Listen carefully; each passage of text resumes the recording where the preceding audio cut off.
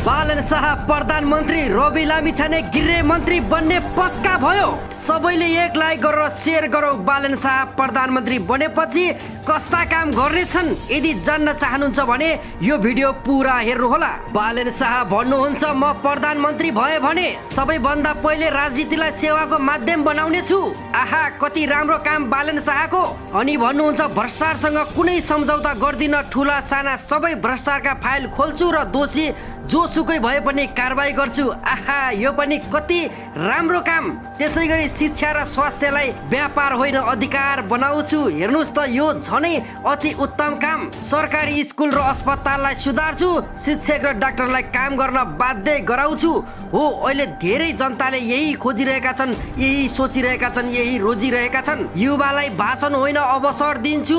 हेर्नुहोस् त, यो झन् युवाले नै गराएको परिवर्तनले युवाको लागि केही गर्न सकेन भने के अर्थ रह्यो त। अनि भन्नुहुन्छ, देशको रोजगारी सिर्जना गर्छु। सिप अनुसार काम र काम अनुसार परिश्रमको व्यवस्था गर्छु। हो, जनताले यही चाहेको हो। विदेश जाँदा जाँदा जनता वाक्क दिक्क भइसकेका छन्। अब चाहिँ देशमा केही गर्नुपर्छ, देशमै रोजगार हुनुपर्छ भन्नेमा जनताहरूले परिवर्तन खोजेका हुन्। त्यसै गरी भन्नुहुन्छ, किसानलाई अनुदान मात्र होइन बजार दिन्छु। हो, अनुदानले मात्रै केही हुन्न। जनताले उत्पादन गरेका सामग्रीहरू बेच्नको लागि बजार पनि दिनुपर्छ। बिचौलिया हटाउँछु र किसानको उत्पादन सिधै उपभोक्तासम्म पुर्याउने प्रणाली बनाउँछु। सही भन्नुभयो, किनकि जनताले उत्पादन गरेका सामानहरू बिचौलिया दलाल एजेन्टहरू बीचमा लागेर उनीहरू मोटाइरहेका छन्। किसानहरू जहाँका त्यही छन्। यो पनि एकदम राम्रो काम। त्यसै गरी कानुन सबैका लागि बराबर बनाउँछु। हो, धनीका लागि र पावरवालाका लागि अहिले कानुन धेरै माथि छ, तर गरिब र दुखीका लागि कानुन छैन।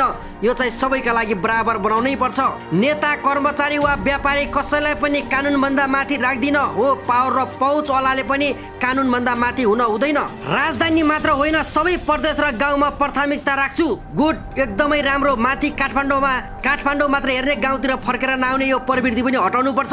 त्यसै गरी सडक, खानेपानी, ढल र फोहोर व्यवस्थापनलाई देशव्यापी अभियान बनाउँछु। एकदम राम्रो काम। यो ढलहरू फोहोरहरूले गर्दाखेरि एकदमै नेपालमा प्रदूषित भइरहेको छ, यसलाई सरसफाइ गर्नै पर्ने छ।